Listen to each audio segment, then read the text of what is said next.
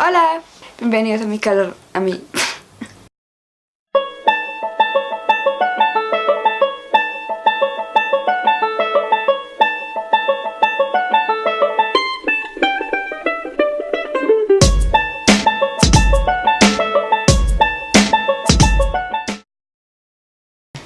Hola, ¿cómo están?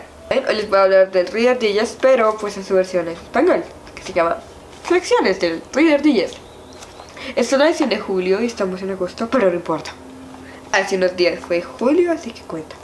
Pues quiero hablarles primero de la estética de la revista.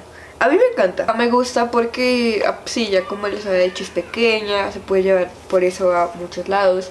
Y los colores, sí, y es como de material chévere. Y las hojas no son como ese material de revista común, que es este, como, no sé, papel, pero feo. Sino que es tipo papel periódico, entonces se puede leer la revista nueva. Muy chévere. Mire, ay, me encanta. Hay una señora que está en la portada y aquí también. Es como haciendo una especie de referencia al artículo principal de este mes, que es controlar los ataques de pánico. Pero no les voy a hablar de eso. Les voy a hablar acerca de...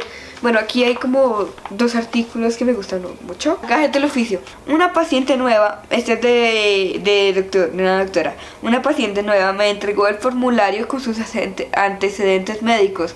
En la parte donde decía traumatismos anteriores, ella escribió casada 2 veces. Ay, qué payaso.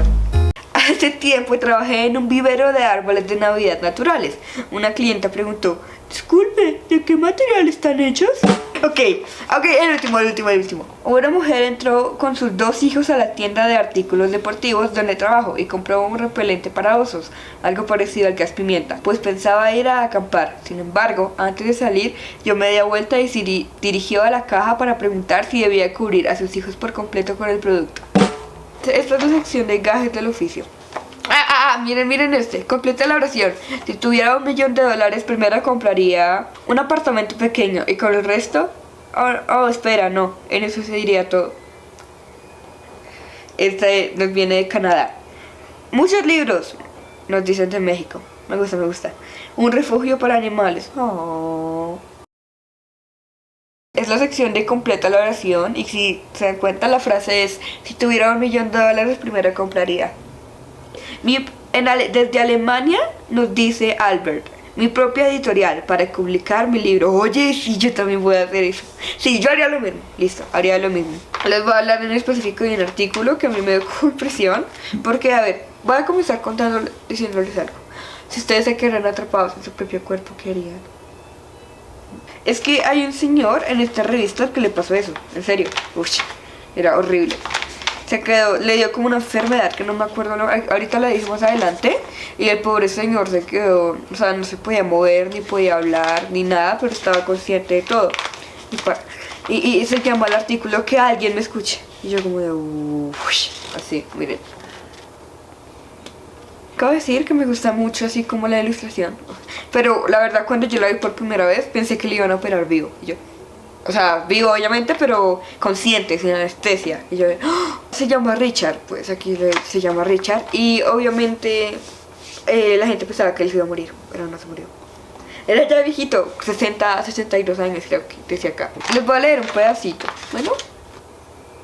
Mira, para que Richard pudiera comunicarse un poco mejor, Liliana, su esposa, compró un tablero con letras que la familia sostenía frente a él. Estaba dividido en 4 cuadrantes.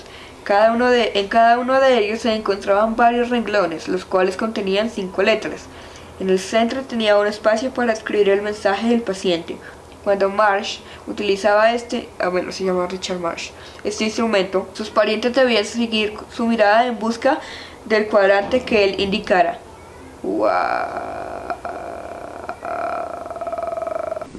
¡Qué feo! Pero algo que me enteré acá es que una vez a él, cuando ya se había recuperado y podía moverse completamente normal, le regalaron un libro de un señor que se llamaba Jean-Dominique Bauby, que se llama El llanto de la mariposa, ¿sí? Que está en francés originalmente. Y es de este señor. Aquí dice que un periodista francés que tras sufrir un accidente vascular padeció el síndrome de cautiverio de por vida, o sea, este síndrome de no poder moverse ni nada. A base de parpadeos y valiéndose de un tablero de letras organizadas por orden de frecuencia, Bauby dictó su historia a un asistente editorial con su único ojo funcional. Su autor murió 3 días después de que se publicara. Quiero ese libro. Yo creo que si me pasara eso, yo entro en pánico. Me acabo muriendo de un infarto.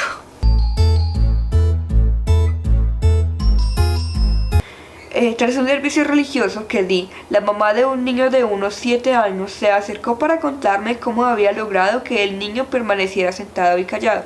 Más o menos a la mitad del sermón, se inclinó hacia él y le dijo en voz baja: si no te quedas quieto, el pastor perderá la concentración y tendrá que empezar otra vez. ¡Qué feo!